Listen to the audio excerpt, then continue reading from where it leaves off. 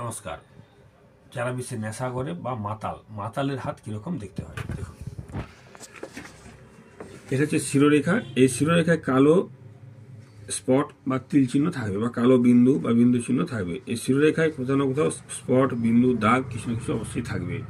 চন্দ্রের ক্ষেত্রে কালো তিল থাকবে বা এরকম স্টার চিহ্ন থাকবে বা জব চিহ্ন থাকবে বা ক্রস চিহ্ন থাকবে। চন্দ্রের কাছে তিল, স্টার, ক্রস বা জব চিহ্ন কিছু না কিছু থাকবেই। এবং হাতে এই মার্শাল রেখা, এই মার্শাল রেখাটা শেষ অংশটা শাখা রেখা থাকবে।